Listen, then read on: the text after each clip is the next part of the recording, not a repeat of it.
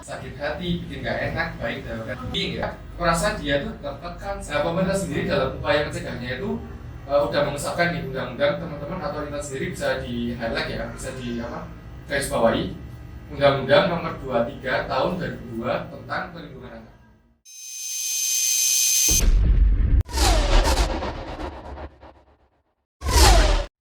Smart and fun. Assalamualaikum warahmatullahi wabarakatuh.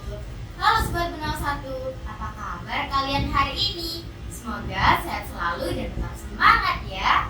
Hari ini berjumpa kembali di Podcast Kids Student Voice SDM 01 Surabaya.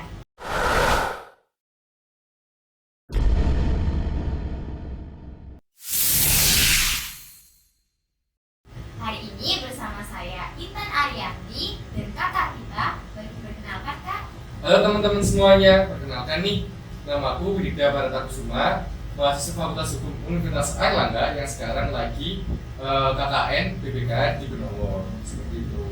Terima kasih Kak Widi berkenan hadir di sini. Sama-sama Intan. Bagaimana kabarnya Kak Widi hari ini? Alhamdulillah baik. Intan gimana kabarnya nih? Alhamdulillah baik. Alhamdulillah kita semua diberi kesehatan. Baiklah Kak Widi, pada kali ini kita akan berbincang-bincang dengan tema yang lagi viral, yaitu bullying. Oke, siap.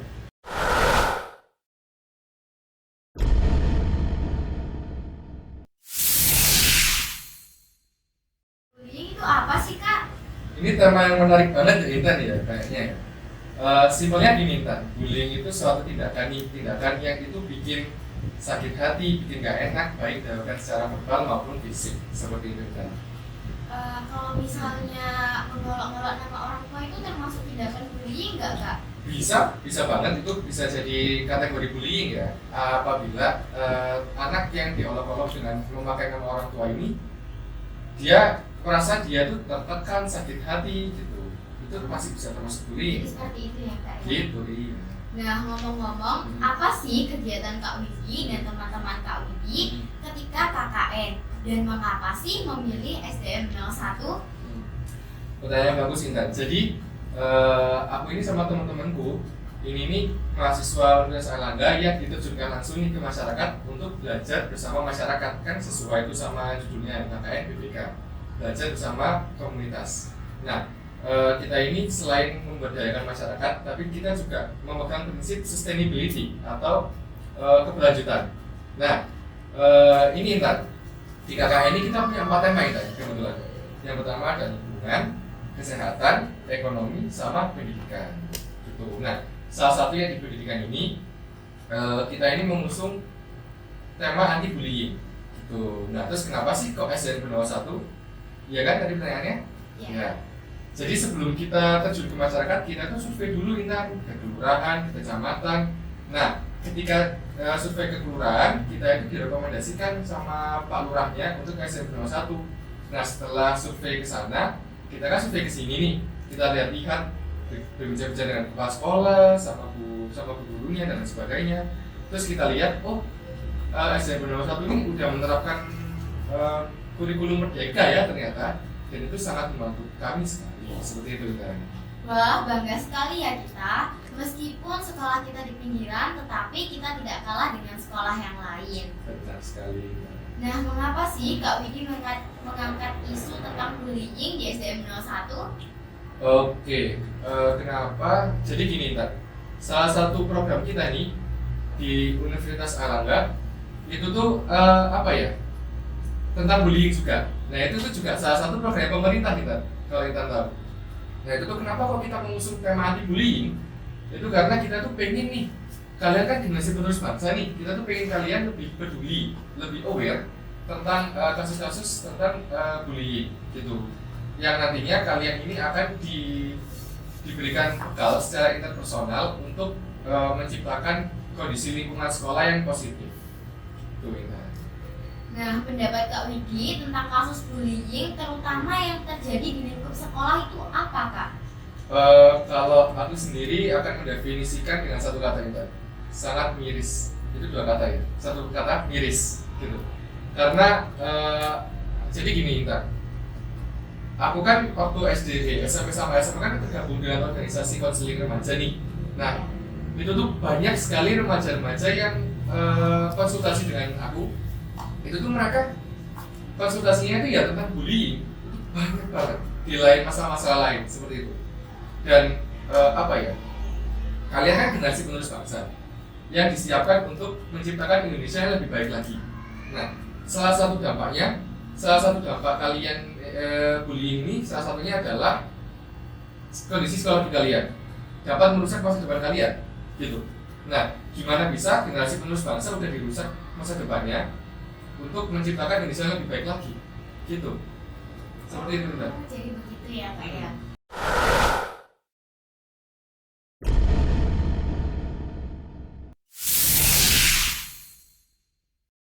Nah, Kak Widi tuh pernah nggak sih jadi korban bullying? Pernah. Kebetulan kita SD, SMP, SMA ketika masa ini juga aku pernah dibullying, pernah kena bullying atau jadi korban bullying juga. Jadi terutama ini ya teman-teman sekalian, waktu SD sama SMP itu kan mental teman-teman, khususnya teman-teman juga, termasuk kita juga, itu kan mentalnya masih belum matang, belum sempurna lah katakan. Nah itu tuh dapat mengganggu proses belajar kalian seperti itu. Apa sih Kak bullying itu dan jenis-jenisnya? Oke, jadi gini Intan, dan teman-teman sekalian terutama, aku perkenalkan dulu, bullying ini setiap zamannya akan berubah-ubah karena sangat dinamis Intan. Contohnya gini, ketika zamanku sama mama papaku atau mama papa Intan atau bu guru atau ibu guru itu kan berbeda. Jadi pun juga sama definisinya juga, pengertiannya juga. Nah, bullying kan kata bahasa Inggris nih. Kata Indonesianya adalah perundungan. Nah, perundungan ini suatu tindakan yang tidak mengenakan hati atau menyakiti hati, yang baik dilakukan secara fisik maupun verbal, secara fisik maupun omongan, yang dilakukan baik secara individu maupun kelompok. Dan itu nantinya akan membuat semisal tertekan, terintimidasi, perasaan yang tidak enak dan sebagainya. Wah, banyak sekali ya Kak jenis-jenis bullying itu. Oh, kalau jenis bullying ini seperti ini Kak. Kan tadi aku kan ngomong juga ya, kalau bullying ini sangat dinamis Kak. Nah, contohnya ada seperti ini. Ketika zamannya mama papaku, mama papa Intan atau guru lain ya kan, itu kan mungkin jenis-jenisnya kayak biasa aja gitu, kayak verbal, fisik itu bisa terjadi di dunia nyata aja. Nah, kalau kita ini sekarang ada juga cyberbullying namanya, gitu. Nah, cyberbullying ini terjadi di media sosial, di media massa, gitu. Nah, contohnya seperti apa? Intan punya Instagram nggak? Punya. Nah, pernah lihat komen-komen negatif nggak? Pernah. Itu salah satu jenisnya. Salah satu jenisnya di cyberbullying gitu. Gitu Intan. Dan teman-teman, kita hati-hati ya saat berbicara di medsos agar tidak terjadi bullying. Untuk saat ini, kita harus hati-hati dalam menggunakan media sosial. Nah, betul banget Intan.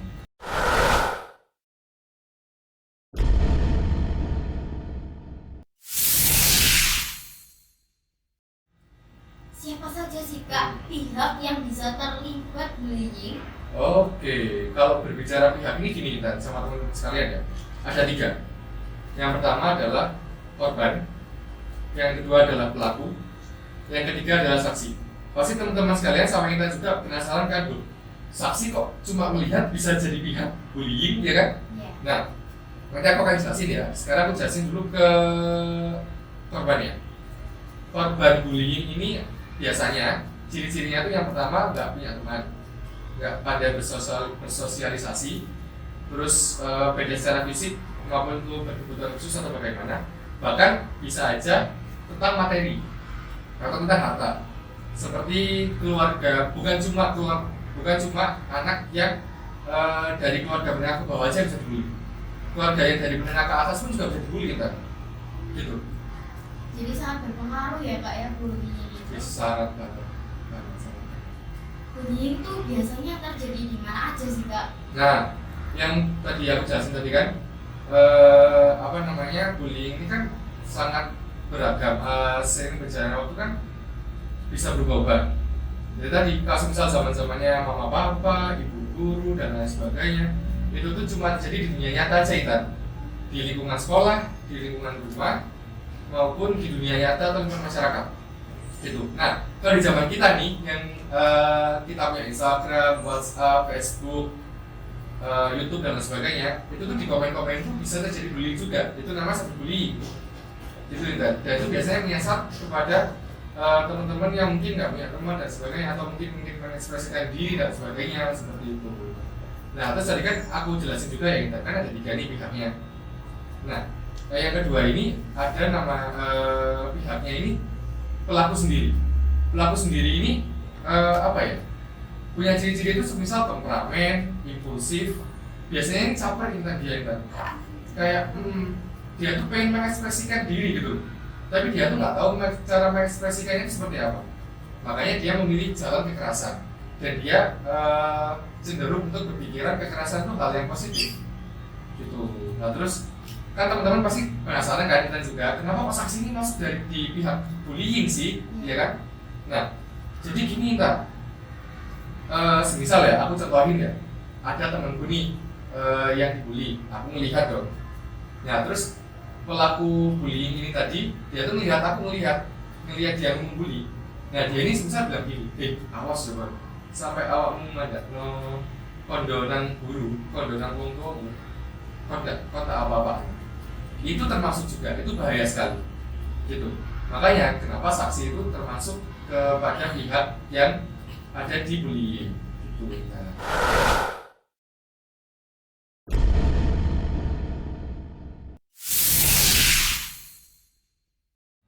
Berarti bullying itu benar-benar berpengaruh ya pada mental kita. Oh, banget. Sebenarnya bullying itu akan berdampak sebesar apa sih Kak? Kenapa kita harus aware dengan bullying? Oke, pertanyaan bagus nih Kak. Ya. Kalau berbicara tentang dampak nih ya teman-teman sekalian, aku akan berbicara ada 2 dampak. Yang pertama, fisik sama psikologis. Yang aku bahas sekarang adalah dampak psikologisnya. Bullying itu tuh akan mendapat dampak psikologis berupa gangguan mental, dan lebih tepatnya kesehatan mentalnya akan terganggu kita. Semisal mengalami trauma psikologis dan lain sebagainya. Nah, trauma psikologis ini yang bikin para korban bullying itu semisal nggak mau sekolah lagi, nggak mau ketemu teman-teman, terus atau nggak mau punya teman lagi dan lain sebagainya. Dan bahkan kalau kita tahu ada yang lebih parah lagi, itu bikin gangguan jiwa itu. Wah, parah banget. Iya, parah banget. Tapi ada satu lagi yang bahkan itu lebih parah itu. Apa itu Kak? Ini bisa jadi orang-orang yang terganggu psikologisnya atau mentalnya itu punya keinginan untuk mengakhiri diri, mengakhiri nyawanya. Gitu ya. Lalu apa sih Kak menurut Kakak yang pihak perlu untuk mencegah bullying itu? Pihak-pihak yang sekiranya perlu untuk apa ya, mencegah bullying itu dari semua elemen masyarakat kita. Semua orang di dunia itu tuh punya dan harus andil dalam mencegah bullying. Kalau aku sendiri itu aku bagi jadi 2, internal anak sama eksternal anak. Kalau internal anak ini seperti apa? Itu keluarga, Pak, Ibu, Mas, Adik, Mbak. Itu tuh bisa mencegah bullying dengan cara semisal kan pendidikan pertama kan di keluarga ya, kita ya, betul ya? Betul. Nah, itu tuh biasanya bisa memberitahu anak-anaknya, ini termasuk bullying loh, kamu jangan gini loh, itu termasuk di pihaknya, gitu. Nah terus yang kedua adalah pihak eksternal. Pihak eksternal anak ini seperti apa? Satuan pendidikan ini kayak guru, sekolah, atau mungkin tenaga pendidik yang lain dan sebagainya. Bahkan kalau teman-teman tahu nih, pemerintah pusat dan pemerintah daerah itu punya andil juga loh dalam mencegah, punya upaya dalam mencegah bullying gitu.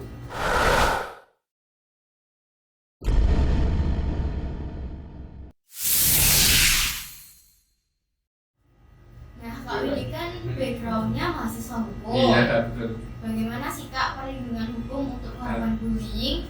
Oke, ini aku dengar Intan pengen masuk fakultas hukum ya? Betul ya? Iya. Ini pertanyaan menarik banget ini Intan. Ini mungkin sama sekalian aku ini ya jelasin ke Intan, kan Intan juga pengen masuk fakultas hukum ya? Ya, boleh Kak. Secara general. Jadi itu ada dua Intan upayanya. Kalau perlindungan hukum, yang pertama adalah mencegah, yang kedua adalah menangani. Mencegah ini mencegah biar nggak ada terjadinya bullying. Nah, upaya mencegah ini bisa dilakukan semua elemen masyarakat termasuk dengan pemerintah. Nah, pemerintah sendiri dalam upaya mencegahnya itu udah mengesahkan nih undang-undang, teman-teman atau Intan sendiri bisa di highlight ya, bisa di garis bawahi Undang-Undang Nomor 23 Tahun 2002 tentang Perlindungan Anak. Gitu. Di beberapa pasal itu menyebutkan bahwa setiap orang, semua orang wajib atau tidak boleh untuk menyuruh lakukan, terlibat dalam tindak kekerasan terhadap anak. Dan setiap anak mempunyai hak untuk mendapatkan perlindungan hukum terhadap kekerasan dan kekerasan seksual di satuan pendidikan. Nah Kak, bullying itu kan sudah ada undang-undangnya. Bisa nggak sih Kak pelaku itu dikenakan sanksi? Bisa banget, bahkan dalam beberapa hal disebutkan sanksinya itu bisa sampai pidana sama denda. Pidana itu paling lama 15 tahun nih, saya ingat ya. Lama banget. Bahkan denda itu sampai berjuta-juta.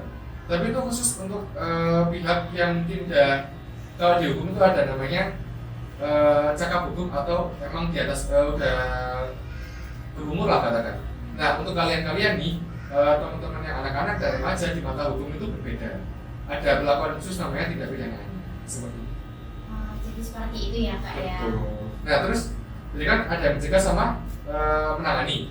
Nah untuk upaya menangani ini itu tuh misal waktu udah terjadinya bullying, cara menangannya ini gimana Kak?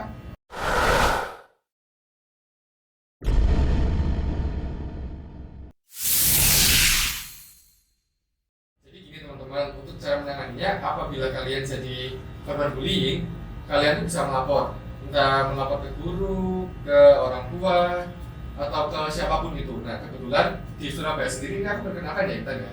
Ada namanya itu Lembaga Bantuan Hukum Khusus Anak-anak dan Remaja. Jadi namanya itu Surabaya Children Crisis Center atau SCCC. Nah teman-teman sekalian juga bisa tuh melapor ke sana juga. Kalau misal memang kalian mendapat bullying atau perundungan seperti itu kan.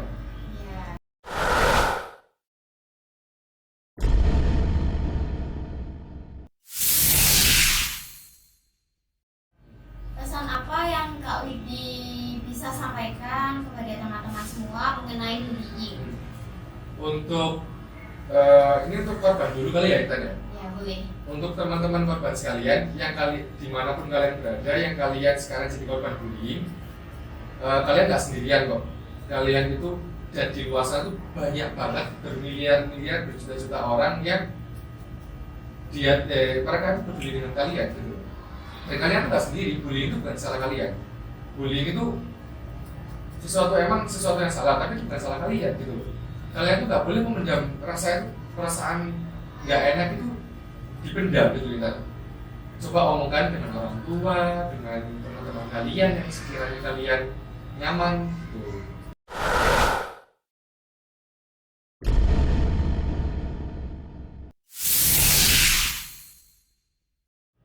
Dan buat pelaku bullying nih ya, buat semua teman-teman di sana yang sekarang lagi melakukan bullying atau pernah melakukan bullying, stop tindakan bullying karena itu akan merusak masa depan orang lain. Banyak kok cara mengekspresikan diri itu nggak harus dengan kekerasan dan bullying dan sebagainya. Contohnya misal gini ntar, kan bisa nih dengan cara bermusik, menggambar, coret-coret dan sebagainya kan bisa bikin kalian tuh bisa berprestasi gitu Rita. Iya kan? Iya. Nah terus untuk untuk para saksi yang pernah melihat kasus bullying, jangan pernah takut karena kalian berdiri di samping keadilan dan kebenaran. Kalian tuh benar dan tolong sekali banget, tolong adukan jika kalian melihat ada kasus bullying.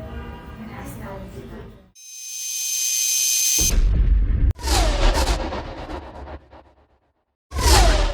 Nah teman-teman, mulai sekarang kita jangan sampai melakukan bullying dan selalu berbuat baik, berkata baik kepada siapa saja. Terima kasih ya Kak Widi sudah berkenan hadir di sini dan mengajarkan kita banyak sekali ilmu. Demikian sampai di sini dulu podcast kita hari ini. Sampai jumpa di podcast lainnya. Dan jangan lupa tetap tonton, like, and subscribe YouTube kita.